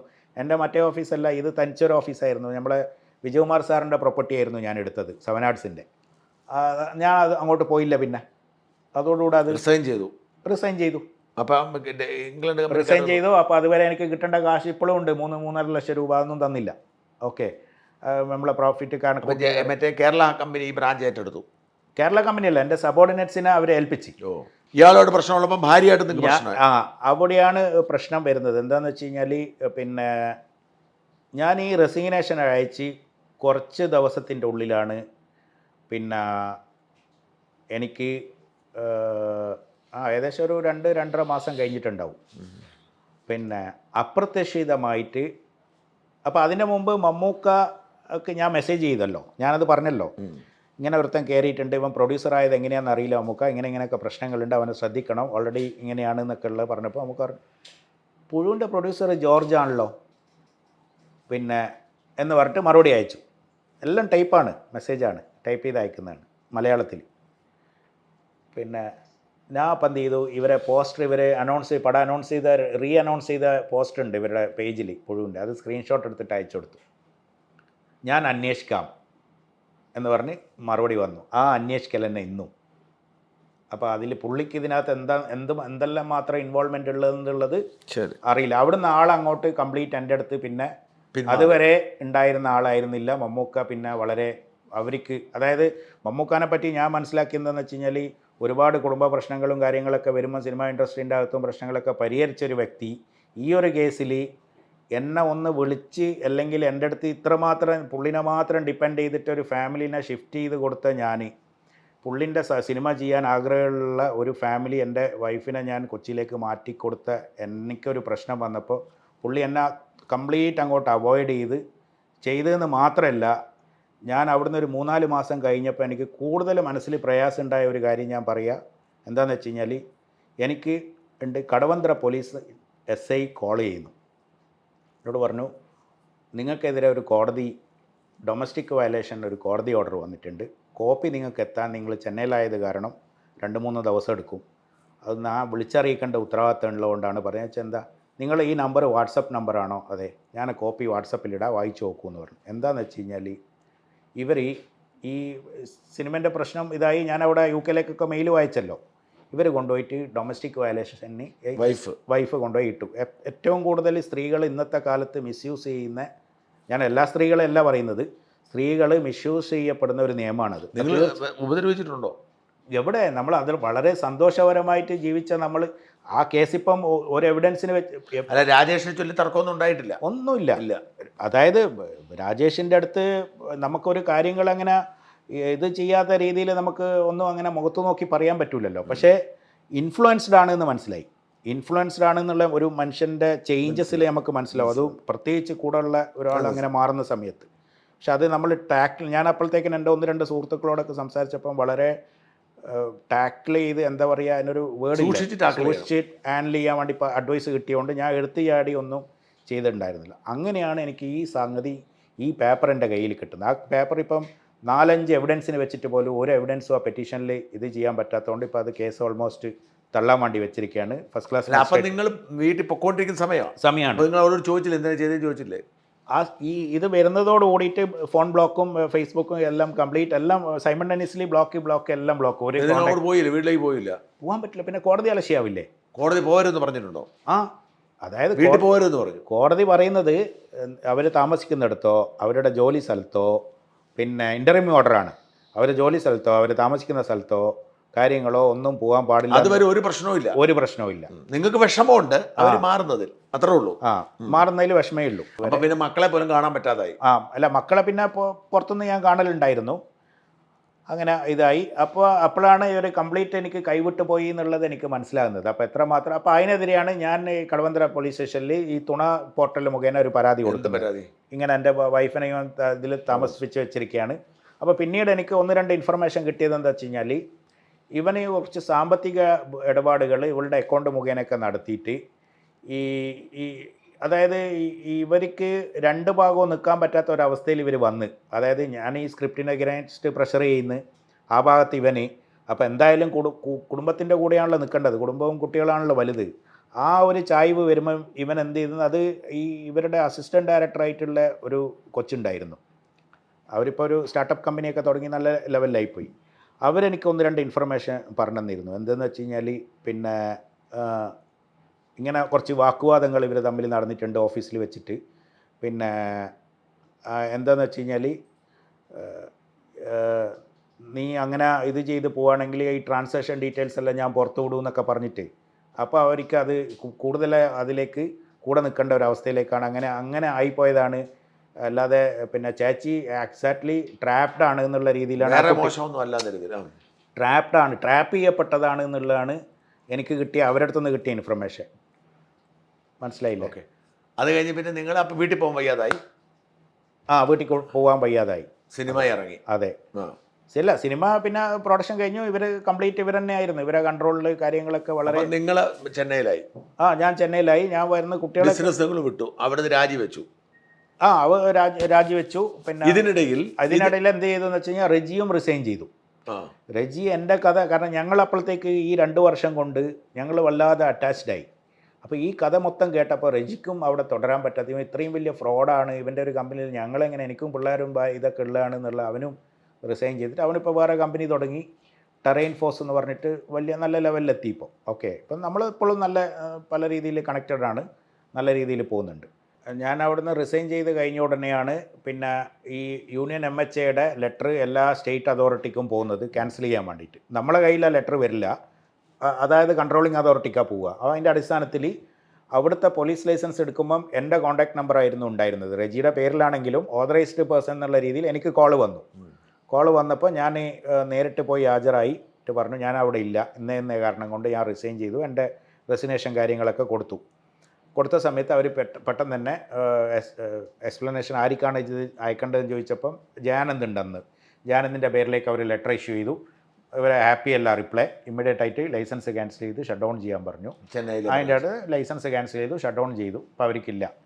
സൈമൾട്ടേനിയസ്ലി ഇവിടെയും 2021 അതേ ലെറ്റർ വന്നു. ഇപ്പോഴും ആ ലെറ്റർ ഹോം ഡിപ്പാർട്ട്മെൻറ്റ് വെച്ചുകൊണ്ടിരിക്കുകയാണ്. ഈ ലെറ്റർ, അതായത് MHOയുടെ ലെറ്റർ ഹോം ഡിപ്പാർട്ട്മെൻറ്റ് വന്നു, അതോടെ കിടക്കും, അനങ്ങിയിട്ടില്ല. ഇപ്പം വീണ്ടും നമ്മളൊരു പ്രഷർ ചെലുത്തിയതിൻ്റെ അടിസ്ഥാനത്തിൽ ഇപ്പോൾ ഷോക്കേഴ്സ് നോട്ടീസ് ഇഷ്യൂ ചെയ്തിട്ടുണ്ട്.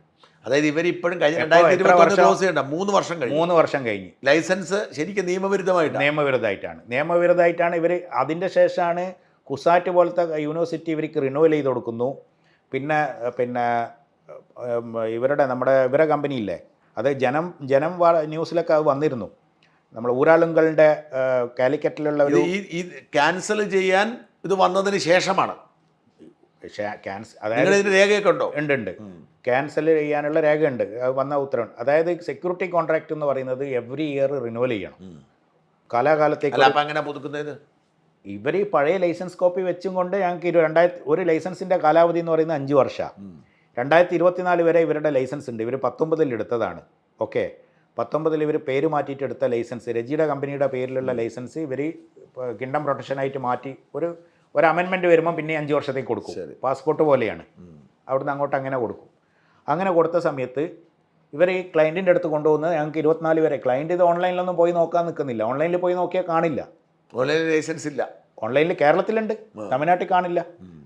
ഓൺലൈനിൽ ഇപ്പോൾ കേരളത്തിലുണ്ട്. അപ്പോൾ ഇവർ ഇത് വെച്ചും കൊണ്ട് ഈ ഇപ്പോഴത്തെ ഇവരുടെ കോണ്ടാക്റ്റ് വെച്ചും കൊണ്ട് പിന്നെ ഇത് ഇത്രയും 3 വർഷം ഇപ്പം തള്ളി നീക്കി. ഇപ്പം ഞാൻ വീണ്ടും MHAയിൽ നമ്മളെ കോണ്ടാക്ട് പുതുക്കി കിട്ടത്തില്ലല്ലോ. എനിക്ക് കിട്ടില്ല. ഇപ്പോൾ ഷോക്കേഴ്സ് നോട്ടീസ് അയച്ചു. ഇപ്പോൾ ഈ വർഷം ഓഗസ്റ്റിൽ റിന്യൂവലാണ്. 100% റിന്യൂവൽ ആവില്ല. അതുമാത്രമല്ല ഷോക്കേഴ്സ് നോട്ടീസിൻ്റെ മുമ്പ് ഇപ്പം തന്നെ ചിലപ്പോൾ ക്യാൻസൽ ആവും അത്. കാരണം ഇപ്പം ഒരു ലേഡിയാണ് ഓഫീസറായിട്ട് വന്നിരിക്കുന്നത് പുതുതായിട്ട്. ഇപ്പോൾ അവരെന്തായാലും ഇത് നമ്മുടെ പൊളിറ്റിക്കൽ സെക്രട്ടറി ഉണ്ടല്ലോ, പുള്ളിയുടെ ആ ഒരു ഇതിൽ തന്നെയാണ് ഇത്രയും കാലം ഇത് നീക്കിക്കൊണ്ടിരുന്നത്.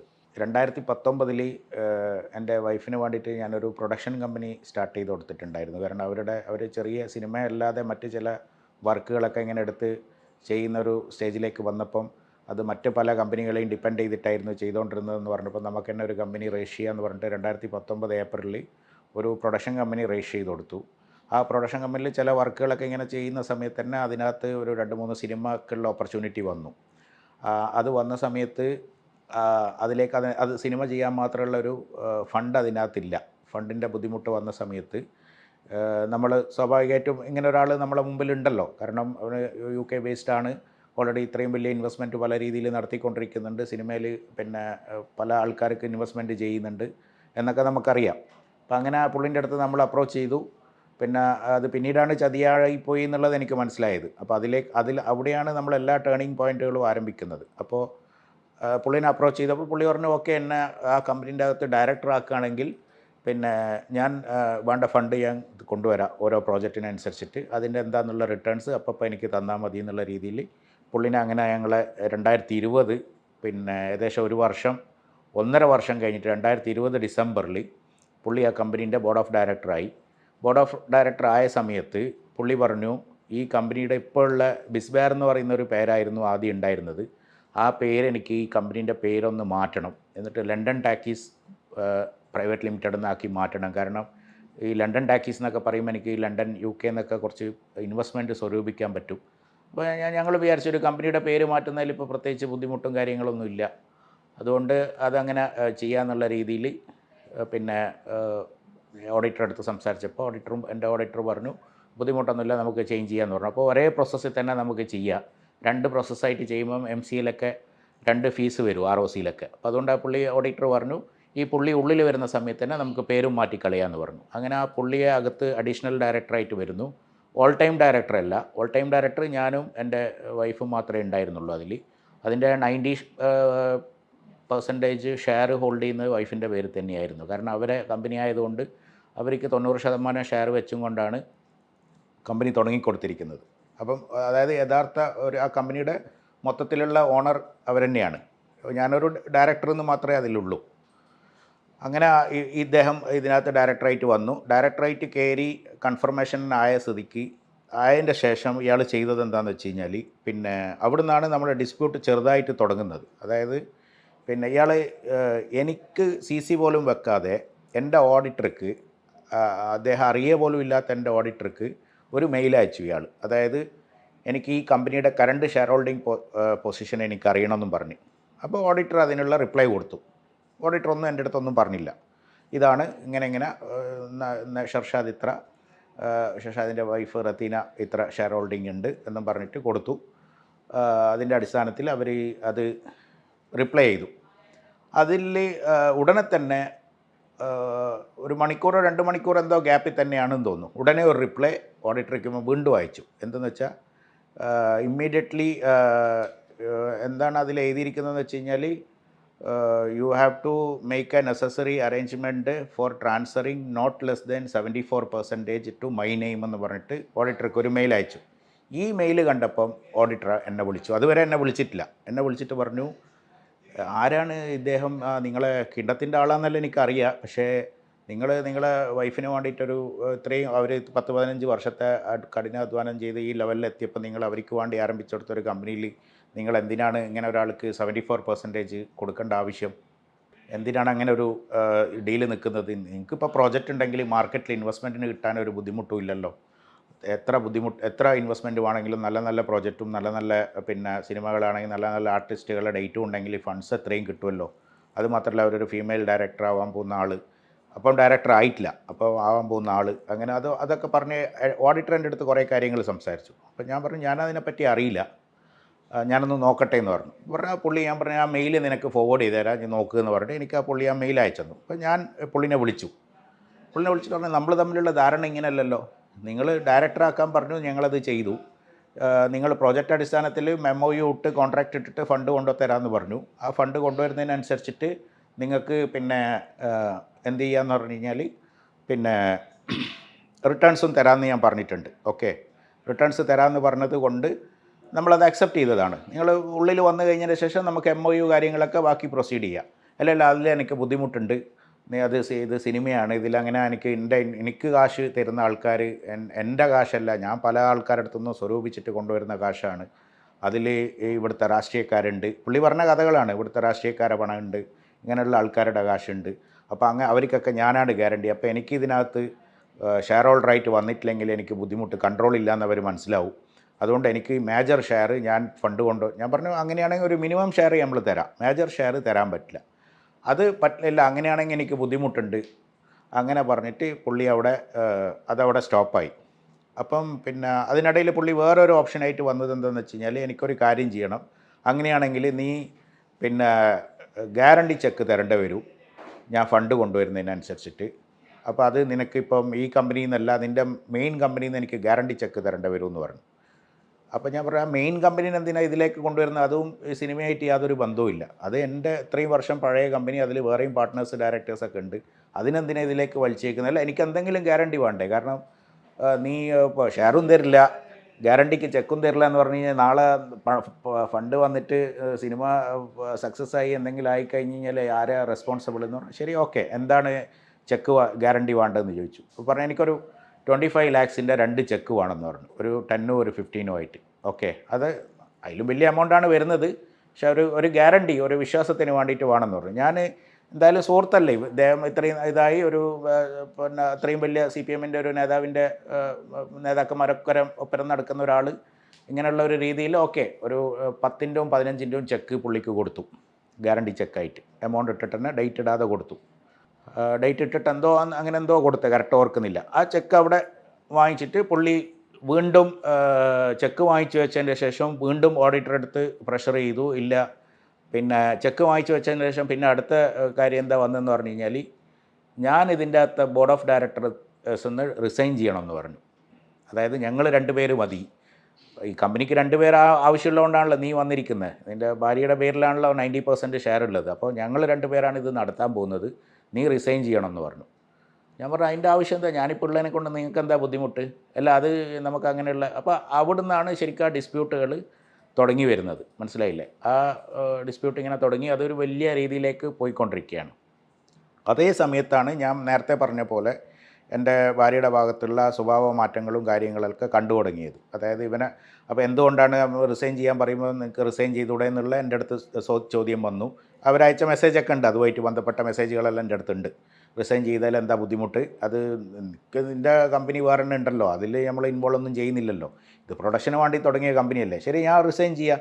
പക്ഷേ എന്താ അതിൻ്റെ ഉദ്ദേശം, അതിൻ്റെ കുട്ടൻസ് എന്തിനാ എന്നെ റിസൈൻ ചെയ്യിപ്പിക്കുന്നതെന്ന് നിങ്ങൾക്ക് എന്താ പറയാൻ കഴിയാത്തത്, അത് അവർക്ക് അറിയില്ല. അപ്പോൾ അവരത് ചേർന്നിട്ട് അപ്പോൾ ഞാൻ എനിക്ക് എൻ്റെ ഓഡിറ്ററും പറഞ്ഞു അതിലെന്തോ ഒരു കളിയുണ്ട്. കാരണം ആദ്യം ഷെയർ ചോദിച്ച് ഷെയർ തരില്ല എന്ന് പറഞ്ഞു, പിന്നെ ഗ്യാരണ്ടി ചെക്ക് വാങ്ങിച്ചു, പിന്നെ അതും മറ്റേ ഒരു ബന്ധമില്ലാത്ത ഒരു വേറെ കമ്പനിയിൽ നിന്ന് ഗ്യാരണ്ടി ചെക്ക് വാങ്ങിച്ചു. പിന്നെ എന്ത് ചെയ്തു എന്ന് വെച്ച് കഴിഞ്ഞാൽ ബോർഡിൽ നിന്ന് റിസൈൻ ചെയ്യാൻ പറയുന്നു. അപ്പോൾ ഇതൊക്കെ നോക്കുമ്പോൾ നിങ്ങളൊന്ന് ആലോചിച്ചിട്ട് ചെയ്താൽ മതി, കാരണം കോംപ്ലിക്കേറ്റഡ് ആവും. ഭാര്യ ഇപ്പോൾ പുതിയതായിട്ട് ഇൻഡസ്ട്രിയിൽ വരുന്നതാണ്, അവർക്ക് ഇതിനെപ്പറ്റി ലീഗൽ വശങ്ങളൊന്നും അറിയില്ല. അവനെന്തെങ്കിലും കൊണ്ടുപോയി ട്രാപ്പിൽ പെടുത്തി കഴിഞ്ഞാൽ നിങ്ങളായിരിക്കും ചുറ്റേണ്ടി വരിക, കാരണം അവനവിടെ PR ഹോൾഡർ, അവൻ പുറത്തു പോകും എന്നൊക്കെ പറഞ്ഞപ്പോൾ ഞാൻ റിസൈൻ ചെയ്യില്ല എന്ന് പറഞ്ഞിട്ടുള്ള ഒരു മറുപടി അവർക്ക് കൊടുത്തു. ഓക്കെ, മറുപടി കൊടുത്തപ്പം അവിടെ നിന്നാണ് വഷളാവുന്നത്. വഷളായിട്ട് എന്ത് ചെയ്തു എന്ന് വെച്ച് കഴിഞ്ഞാൽ ഇല്ല റിസൈൻ ചെയ്യുന്നില്ല, നമുക്കറിയാം എന്ത് വഴി എന്ന് പറഞ്ഞിട്ട് പിന്നെ ഇവർ 2 പേരും അവിടെ നിന്നാണ് ഇവരുടേതും വൈഫിൻ്റെതും സ്വഭാവ മാറ്റങ്ങളൊക്കെ കണ്ടു തുടങ്ങി. അവിടെ നിന്നാണ് ശരിക്കുള്ള പ്രശ്നങ്ങൾ തുടങ്ങുന്നത്. അങ്ങനെ മാറ്റി ഇവരെന്താ ചെയ്യുന്നത് വെച്ച് കഴിഞ്ഞാൽ എറണാകുളം ROC തന്നെ ഇൻഫ്ലുവൻസ് ചെലുത്തിയും കൊണ്ട് ഇതേ പേര് ഉപയോഗിച്ചും കൊണ്ട് ഒരു LLP കമ്പനി ആരംഭിച്ചു. ഇവർ 2 പേരും ഞാനില്ലാതെ ഇതേ പേര് ഉപയോഗിച്ചിട്ട്. ROC നിയമപ്രകാരം അത് തെറ്റാണ്. അതെങ്ങനെ അവർക്കിപ്പോൾ നിങ്ങളുടെ മറുനാടൻ മലയാളി എന്ന് പറയുന്ന ഒരു സ്ഥാപനം രജിസ്റ്റേർഡ് ഒരു കമ്പനിയാണ്. ഓക്കെ, നാളെ ഒരാൾ പോയിട്ട് മറുനാടൻ മലയാളി എന്ന് പറഞ്ഞിട്ടൊരു കമ്പനി രജിസ്റ്റർ ചെയ്ത് കഴിഞ്ഞാൽ കൊടുത്തു കഴിഞ്ഞാൽ പിന്നെ നിലവിലുള്ള ഈ കമ്പനിക്ക് എന്ത് നിലനിൽപ്പുള്ളത്, അത് നിയമവിരുദ്ധം. എങ്ങനെയാണ് അവർക്കത് കിട്ടിയെന്ന് പോലും അറിയില്ല. ഞാൻ അതിനെതിരെ ROC കംപ്ലയിൻറ്റ് കൊടുത്തിട്ടുണ്ട്. ആ കംപ്ലയിൻറ്റിൻ്റെ കോപ്പി എൻ്റെ കയ്യിലുണ്ട്. അതും ഞാൻ എൻ്റെ ഹൈക്കോടതി കൊടുത്തിരിക്കുന്ന കേസിൻ്റെ അകത്ത് ഞാൻ പറയുന്നുണ്ട്. പിന്നെ അതിൻ്റെ സപ്പോർട്ടിങ് ഡോക്യുമെൻറ്റ്സ് ഒക്കെ വെച്ചിട്ടുണ്ട്. ഇന്നും അതിന് വ്യക്തമായ ഒരു നടപടി കിട്ടിയിട്ടില്ല. അപ്പോൾ അതിനുശേഷം ഈ ലണ്ടൻ ടാക്കീസ് ഉള്ള ലണ്ടൻ ടാക്കീസിൽ ഇപ്പോഴും അവർ 2 പേരും ബോർഡ് ഓഫ് ഡയറക്ടേഴ്സാണ്, പിന്നെ ഞാനും ബോർഡ് ഓഫ് ഡയറക്ടേഴ്സാണ്. ആ കമ്പനിയിൽ ഒരു ആക്ടിവിറ്റി നടക്കുന്നില്ല. പക്ഷേ ഇവരുണ്ടാക്കിയ LLP എന്ന് പറയുന്ന കമ്പനീൻ്റെ അകത്ത് ഈ അടുത്ത് ഒരു 1-2 സിനിമ ഇവർ പ്രൊഡ്യൂസ് ചെയ്തു. അത് ഒരു സിനിമ എന്തോ പരാജയപ്പെടുകയൊക്കെ ചെയ്തു. ഒരു ഭാവനെ വെച്ചിട്ടൊരു പടം ചെയ്തു. അത് കംപ്ലീറ്റ്ലി ഫ്ലോപ്പാണെന്ന് കേട്ടതിന് വളരെ വ്യക്തമായിട്ട് അതിനെപ്പറ്റി അറിയില്ല. അവിടെ ഈ ലണ്ടൻ ടാക്കീസ് എന്ന് പറയുന്ന ഈ കമ്പനി ഉണ്ടാക്കിയതിൻ്റെ ശേഷമാണ് പിന്നീട് മറ്റ് പല പ്രശ്നങ്ങളും ഞാൻ മുമ്പിൽ പറഞ്ഞതുപോലെ പിന്നെ ഈ ഡൊമസ്റ്റിക് വയലൻസ് പെറ്റീഷൻസും കാര്യങ്ങളും. പിന്നെ ഇമ്മീഡിയറ്റായിട്ട് ഈ ലണ്ടൻ ടാക്കീസ് ചെയ്യുന്ന ആ സമയത്ത് തന്നെ വേറൊരു കാര്യം എനിക്കുണ്ടായതെന്ന് വെച്ച് കഴിഞ്ഞാൽ എൻ്റെ ഭാര്യ അവരുടെ പേരെന്നെ മാറ്റി. പേര് മാറ്റുക എന്ന് പറഞ്ഞാൽ അവർ ഇൻഡസ്ട്രിയിൽ വരുന്ന മുമ്പ് തന്നെ എൻ്റെ കല്യാണം കഴിഞ്ഞ മുതൽ തന്നെ എൻ്റേതും ചേർത്തുള്ള പേരായിരുന്നു അവർ. അതെല്ലാവർക്കും അറിയാം. അതായത് അവരെ തൊട്ട് മുമ്പത്തെ പടങ്ങളായ അറബി ഒട്ടകം അല്ലെങ്കിൽ ഉയരെ എന്നൊക്കെ പറയുന്ന സിനിമകളും ഞാൻ മുമ്പ് പറഞ്ഞ പോലത്തെ സിനിമകളിൽ എൻ്റെ പേരും ചേർത്തും കൊണ്ടാണ് പോസ്റ്ററിലൊക്കെ പേര്. പക്ഷേ ഈ ലണ്ടൻ ടാക്കീസ് പുതുതായിട്ട് ഇവർ എടുത്തതിൻ്റെ ശേഷം ഇവർ ഇമ്മീഡിയറ്റായിട്ട് ചെയ്തതെന്ന് വെച്ചാൽ ഈ ലണ്ടൻ ടാക്കീസ് രജിസ്റ്റർ ചെയ്യുന്ന മുമ്പ് തന്നെ, ഡ്യൂപ്ലിക്കേറ്റ് കമ്പനി രജിസ്റ്റർ ചെയ്യുന്നതിൻ്റെ മുമ്പ് തന്നെ ഇവർ പേര് മാറ്റി. പേര് എന്ന് പറഞ്ഞു കഴിഞ്ഞാൽ എൻ്റെ പേര് അതിൽ നിന്ന് കട്ട് ചെയ്ത് മാറ്റി അവരെ പഴയ കല്യാണം കഴിയുന്ന മുമ്പ് എന്താണോ പേര് ആ പേരിലേക്ക് അവർ പോയി. പക്ഷേ അതിലൊന്നും എനിക്ക് ഒബ്ജക്ഷൻ ഇല്ല. കാരണം ഒരാൾക്ക് പ്രായപൂർത്തിയായ ഒരാൾക്ക് അവരുടെ പേര് എങ്ങനെ മാറ്റാം, എന്ത് മാറ്റാമെന്നൊക്കെ ഉള്ളത് ഈ രാജ്യത്ത് അത് അലോ ചെയ്യുന്ന കാര്യമാണ്. പക്ഷേ ഇതൊക്കെ എന്തിനായിരുന്നു എന്നുള്ളത് ഇപ്പോഴും ഒരു ക്വസ്റ്റ്യൻ മാർക്കാണ്. കാരണം അവരെ ഞാൻ മുമ്പ് പറഞ്ഞതുപോലെ നമ്മുടെ കാലിക്കറ്റ് റെയിൽവേ സ്റ്റേഷനിൽ വെച്ചിട്ട് എൻ്റെ കൂടെ യാത്ര ചെയ്യാൻ വേണ്ടിയിട്ട് വരുന്ന സമയത്താണ്, അതായത് നമ്മൾ ഒരുമിച്ച് ഒരു ട്രെയിനിൽ യാത്ര ചെയ്യുമ്പോൾ ഞാൻ ഫസ്റ്റ് അവരെ മീറ്റ് ചെയ്ത് പരിചയപ്പെടുന്നത് തന്നെ 2003. അവിടുന്ന് ഇങ്ങോട്ട് പിന്നെ അവർ ചെന്നൈയിൽ വന്നു. അന്ന് അതൊക്കെ ഞാൻ മുമ്പ് പറഞ്ഞതാണ്. അവരെ എഡ്യൂക്കേഷൻ്റെ ആവശ്യത്തിന് ഒരു പിന്നെ +2 കേരളത്തിലവർ പിന്നെ എന്തോ ഒരു പേഴ്സണൽ റീസൺ കാരണം അവർക്ക് +2 കംപ്ലീറ്റ് ചെയ്യാൻ പറ്റിയില്ല. അങ്ങനെ അത് തമിഴ്നാട്ടിൽ വന്നിട്ടാണ് അവർ ആ +2 എടുത്ത് അതിനാണ് തമിഴ്നാട്ടിൽ വന്നത്. അപ്പോൾ അന്ന് മുതലുള്ള ആ സപ്പോർട്ടിൽ അങ്ങനെ പിന്നെ നമ്മൾ പരിചയപ്പെട്ട് ആ റിലേഷൻഷിപ്പായി ആ കല്യാണത്തിലേക്ക് എത്തി. 2 വർഷം കൊണ്ട് തന്നെ കല്യാണം കഴിഞ്ഞു. ഇത്രയും കാലം അവർ ആ ഷർഷാദ് എന്നുള്ള ഒരു ഇതിലാണ് എന്നെ സംബന്ധിച്ചിടത്തോളം. അത് എൻ്റെ ചുറ്റിപ്പറ്റിയുള്ള ആൾക്കാർക്കും എൻ്റെ സുഹൃത്തുക്കൾക്കും റിലേറ്റീവ്സിനെല്ലാം അറിയാം. എൻ്റെ ഒരു തണലിൽ എൻ്റേതായ കോൺടാക്ട്സ് മദ്രാസിൽ വെച്ചും കൊണ്ടാണ് അവർ ഈ +2 പോലും ഇല്ലാത്ത അവർ അവിടെ വന്നിട്ട് പിന്നെ ഇത്രയും സപ്പോർട്ടോടുകൂടി ഈ ലെവലിലെത്തിയത്. അപ്പോൾ പിന്നീട് ഇവൻ്റെ പ്രഷർ കാരണമാണോ എന്ത് കാരണമാണോ ഈ പേരൊക്കെ മാറ്റാനുള്ള വകുപ്പുണ്ടായതെന്നുള്ളത് എനിക്കറിയില്ല. അപ്പോൾ അതിനൊക്കെ മൊത്തം നിയന്ത്രിച്ചിരിക്കുന്നത്, അതായത് ഈ പിന്നെ ഈ എറണാകുളത്ത് മാറി അവിടുന്ന് ഒരു വർഷം കഴിഞ്ഞ് 1.5 വർഷമാകുമ്പോഴത്തേക്ക് കംപ്ലീറ്റ് ഇവൻ്റെ കൺട്രോളിലേക്ക് ആയിപ്പോയിട്ടുണ്ട്. അത് എന്തുകൊണ്ടാണ് എങ്ങനെയാണ് എന്നുള്ളത് ഞാൻ മുമ്പ് പറഞ്ഞിട്ടുണ്ട്. മുമ്പത്തെ പിന്നെ ഇതിൽ ഞാൻ ആദ്യം പറയുന്ന സമയത്ത് പറഞ്ഞല്ലോ, ഇവരെ അക്കൗണ്ട് മിസ്യൂസ് ചെയ്തിട്ട് ഫണ്ട് ട്രാൻസ്ഫർ ചെയ്തതും, പിന്നെ നിങ്ങൾക്കറിയുന്ന കാര്യങ്ങളുണ്ട്. ആ കൊല്ലത്തെ മറ്റേ സേഫ് ഇത് എന്താ ഒരു സേഫ് പ്ലാസ്റ്റിക് എന്ന് പറഞ്ഞൊരു സ്കീം കൊണ്ടുവന്നിട്ട് അതിലേക്ക് കുറച്ച് പൈസ ട്രാൻസ്ഫർ ചെയ്ത കാര്യമെല്ലാം ഞാൻ നേരത്തെ പറഞ്ഞു. അപ്പോൾ അങ്ങനെ എല്ലാം കൂടെ ഇവരൊരു ട്രാപ്പ് ചെയ്യപ്പെട്ടിട്ട് വെച്ചിട്ട് ഉണ്ടായിരുന്നു. അങ്ങനെയാണ് പിന്നെ ഈ ഒരു പിന്നെ ഇവരുടെ ഈ ലണ്ടൻ ടാക്കീസോട് കൂടിയിട്ടാണ് ഇവരെ കറക്റ്റുള്ള സ്വഭാവവും ആ പേരുമാറ്റമുള്ള കൂടിയിട്ടാണ് എനിക്ക് എന്തൊക്കെയോ സംഭവിച്ചെന്നുള്ളത് ഞാൻ തന്നെ സത്യത്തിൽ അറിയുന്നത്. ഓക്കെ, പിന്നെ അവിടുന്ന് അങ്ങോട്ടെല്ലാം വളരെ എന്താ പറയുക, ഭയങ്കരമായ പിന്നെ ഫാസ്റ്റായിട്ടുള്ള കാര്യങ്ങളായിരുന്നു. കേസ് ഫയൽ ചെയ്യുന്നു, പേര് മാറ്റുന്നു. പിന്നെ അതോടൊപ്പം തന്നെ പിന്നെ എന്ത് ചെയ്തെന്ന് വെച്ച് കഴിഞ്ഞാൽ അവിടുന്ന് അങ്ങോട്ട് ഇവർ പല രീതിയിൽ എൻ്റെ സുഹൃത്തുക്കൾക്കൊക്കെ ഫേസ്ബുക്കിൽ ഞാൻ അവരെ സെപ്പറേറ്റ് ചെയ്തു എന്ന് പറഞ്ഞിട്ട് ഇൻബോക്സിൽ, അതായത് ഞാനായിട്ട് എൻ്റെ ഹൈ പ്രൊഫൈൽ, അതായത് എൻ്റെ ഒന്നിക്കണ്ട അല്ലെങ്കിൽ പിന്നെ കൂടെ പഠിച്ച ആൾക്കാർ അല്ലെങ്കിൽ ഫ്രണ്ട്സ് അല്ലെങ്കിൽ റിലേറ്റീവ്സ്, ഇവരിലൊക്കെ കുറച്ച് നല്ല പ്രൊഫൈലിൽ നിൽക്കുന്ന ആൾക്കാരെ തിരഞ്ഞു പിടിച്ചും കൊണ്ട് അവരുടെ പേഴ്സണൽ ഇൻബോക്സിൽ പോയിട്ട്, ഫേസ്ബുക്കിൻ്റെ ഇൻബോക്സിൽ പോയിട്ട് മെസ്സേജ് അയക്കുക. ഞാൻ അവരെ സെപ്പറേറ്റായി, ഞാനും ഷർഷാദും തമ്മിലൊരു ബന്ധവും ഇല്ല, പിന്നെ നമ്മൾ തമ്മിൽ നിങ്ങൾ വല്ല സാമ്പത്തിക ഇടപാടും കാര്യങ്ങളൊക്കെ ചെയ്യുന്നുണ്ട്, സൂക്ഷിക്കണമെന്നൊക്കെ പറഞ്ഞിട്ട് അങ്ങനെ നെഗറ്റീവ് കാര്യങ്ങൾ ഇങ്ങനെ അയച്ചുകൊണ്ടിരിക്കുകയാണ്. ഇവരായിട്ടൊന്നും ഒരു ജീവിതത്തിൽ ഒരു സാമ്പത്തിക ഇടപാട് ഞാൻ ചെയ്തിട്ടില്ല ഇതുവരെ. പക്ഷേ അതൊക്കെ ഇത്രയും മാത്രം സപ്പോർട്ട് ചെയ്തിട്ട് വളർത്തിക്കൊണ്ടുവന്ന ഒരു ഭാര്യ ഇങ്ങനെ ഒരുത്തൻ്റെ ട്രാപ്പിൽ പെട്ടിട്ട് ഇങ്ങനെയൊക്കെ ചെയ്യാമെന്ന് പറയുമ്പോൾ എത്രമാത്രം ബുദ്ധിമുട്ടുണ്ടാവും നിങ്ങൾ ആലോചിച്ചാൽ മതി ആ സമയത്ത്. പിന്നെ വേറൊരു കാര്യം ഞാൻ ഓർക്കുന്നത്, പുഴു സിനിമയുടെ ഒരു സിനിമ എന്ന് പറഞ്ഞു കഴിഞ്ഞാൽ അതിനൊരു പ്രൊമോഷൻ ഉണ്ടാവുമല്ലോ. അതിൽ മെയിനാണുള്ള ഡയറക്ടേഴ്സും പ്രൊഡ്യൂസറും. ആ പുഴു സിനിമയുടെ പ്രൊമോഷനിൽ എനിക്ക് ഏറ്റവും കൂടുതൽ പ്രയാസം ഉണ്ടായ ഒരു കാര്യം, കുടുംബത്തിനെ പറ്റിയോ അല്ലെ അവൾ വളർന്നു വന്ന ബാക്ക്ഗ്രൗണ്ടിനെ പറ്റിയോ എന്നൊരു അക്ഷരം മിണ്ടിയിട്ടില്ല. നേരെ മറിച്ച് ഉയരെ സിനിമയിൽ ഒരുപാട് കാര്യങ്ങൾ പറഞ്ഞിട്ടുണ്ടായിരുന്നു. ഉയരയിലായിരുന്നില്ല അത് പറയേണ്ടത്, കാരണം ഉയരെ എന്ന് പറയുന്നത് അവരൊരു എക്സിക്യൂട്ടീവ് പ്രൊഡ്യൂസറായിട്ട് ചെയ്ത പടമാണ്. പുഴുവിൻ്റെ അകത്താണ് പറയേണ്ടത്, കാരണം അവിടെയാണ് അവർ സംവിധായകയാവുന്നത്. മനസ്സിലായില്ലേ? സംവിധായകയായി പുറത്തേക്ക് വരുന്നത്, അനൗൺസ് ചെയ്യുന്നത്. ആ സമയത്ത് ആ ഇൻ്റർവ്യൂ ചെയ്ത ആളെ ഞാൻ മലയാള മനോരമയിൽ ആ ഇൻ്റർവ്യൂ കണ്ടിട്ട് ആ റിപ്പോർട്ടറെ ഞാൻ വിളിച്ചിരുന്നു, നമ്പർ എടുത്തിട്ട്. അതിനകത്ത് നമ്പറുണ്ട്, ഈ മനോരമ പത്രത്തിലൊക്കെ അപ്പം നമ്പർ വരും. അപ്പോൾ അവർ പറഞ്ഞു, ഞാൻ അവരുടെ ഹസ്ബൻഡാണ്, ചെന്നൈയിൽ നിന്നാണ് വിളിക്കുന്നത്, നിങ്ങൾ എന്താണ് ഇങ്ങനെ ഒരു ഇൻ്റർവ്യൂ പറഞ്ഞു. അല്ല, അവർക്ക് അത് ഞങ്ങളൊരു ഇൻ്റർവ്യൂവിന് പോകുമ്പം അവർ പ്രത്യേകം നമുക്ക് ചില കാര്യങ്ങൾ പറയുന്ന സമയത്ത് ഞങ്ങൾ പിന്നെ അതിലേക്ക് കടക്കാറില്ല, അതുകൊണ്ട് ഫാമിലി കാര്യം ചോദിക്കരുത് എന്ന് പറഞ്ഞതുകൊണ്ട് നമ്മൾ ചോദിച്ചിട്ടില്ല, അതുകൊണ്ട് നമുക്കത് പറഞ്ഞിട്ടുമില്ല അതിനകത്തെന്ന് പറഞ്ഞു. അങ്ങനെ അപ്പോൾ ഇത്രമാത്രം ഫാമിലിനെ പറ്റി ഫാമിലിയിൽ നിന്ന് കിട്ടിയിരിക്കുന്ന സപ്പോർട്ടൊക്കെ പറയാനുള്ള ഒരു അവസരം അത്. കാരണം എന്ന് വെച്ചാൽ നമ്മൾ അന്ന് സപ്പോർട്ട് ചെയ്തിട്ട് ഞാൻ നേരത്തെ പറഞ്ഞ പ്രകാരം ഇത്രയും വലിയൊരു സപ്പോർട്ട് മദ്രാസിൽ നിന്ന് കൊടുത്തിട്ടില്ലെങ്കിൽ ഈ സിനിമയുടെ ഒരു എന്താ പറയുക ഒരു ഒരു കിലോമീറ്റർ ദൂരത്ത് പോലും എത്തിയിട്ടുണ്ടാവില്ല. നമ്മൾ അവിടുന്ന് ചെന്നൈയിൽ അന്ന് എല്ലാ സിനിമകളുടെയും ഒരു ഹബ്ബായിരുന്നു. പ്രത്യേകിച്ച് സൗത്ത് ഇന്ത്യൻ സിനിമകളുടെ ഹബ്ബായിരുന്നു അന്ന്. ഈ അടുത്താണ് കൊച്ചിയിലേക്ക് മലയാളമൊക്കെ മാറിയത്. അപ്പോൾ അവിടെ എത്തിപ്പെട്ട് അവിടുത്തെ കോൺടാക്ട്സും കാര്യങ്ങളും നമ്മളതായ കണക്ഷൻസ് ഉപയോഗിച്ച് നമ്മൾ സപ്പോർട്ട് ചെയ്ത് എല്ലാം ചെയ്തു കൊടുത്തുകൊണ്ടാണ് ഈ ലെവലെത്തി. അപ്പോൾ അത് ഫാമിലീൻ്റെ സംഗതി പറയുന്ന സമയത്ത് അവരത് പറയാതെ നിന്നു. അതും ചിലപ്പം ഇവൻ്റെ ഇൻഫ്ലുവൻസ് ആയിരിക്കാം. ഞങ്ങളിങ്ങനെ വീട് ആക്രമിച്ച് കയറി എന്നും പറഞ്ഞിട്ട് ഒരു പരാതി വന്നിട്ടുണ്ടല്ലോ പിന്നെ കൊച്ചിയിൽ. ഇത് കേസ് വരുന്നത് പത്തനംതിട്ടയിൽ നിന്നാണല്ലോ പ്രഷർ വരുന്നത്. ഞാൻ അപ്പം എനിക്ക് ഓടി. അപ്പോൾ ഞാൻ വെച്ചാൽ അങ്ങനെ ഒരാൾ ലക്കിലി എസ്കേപ്പായി. എങ്ങനെയാണെന്ന് പറഞ്ഞാൽ ഇപ്പോഴത്തെ ബാലഗോപാൽ സാറില്ലേ, ധനകാര്യമന്ത്രി, പുള്ളിയുടെ മകളിനോ മകൾക്കോ UK അഡ്മിഷൻ കിട്ടിയിട്ട് ഇവനായിരുന്നു കംപ്ലീറ്റ് എല്ലാം ഏർപ്പാട് ചെയ്ത് കൊടുത്തത്. കോടിയേരിയുടെ മരണത്തിൻ്റെ ശേഷം മാഷ് സെക്രട്ടറിയായി വന്നപ്പോൾ മാഷുടെ മകൻ്റെ പോരായ്മകൾ വെച്ചും കൊണ്ട് ഇവൻ വീണ്ടും ഉള്ളിക്കയറി. ഞാൻ അർസേവിനെ കണ്ട് ഇറങ്ങി വരുന്ന സമയത്താണ് ഇവനും കുറച്ച് ടീമും കയറി വരുന്നത് പന്തലിലേക്ക്. അവിടെ നിന്നാണ് അവൻ എന്നെ കണ്ടിട്ട് എന്നെ ആക്രമിച്ചിട്ട്, ഞാൻ പറഞ്ഞില്ലേ കണ്ണൂർ ആക്രമിച്ചു. ഞാൻ കണ്ണൂരിൽ ഫയൽ പിന്നെ എന്ത് ചെയ്തു? അവൻ തല്ലിയോ? അവൻ വന്നിട്ട് ആദ്യം എന്നെ ഇങ്ങനെ പിടിച്ചു.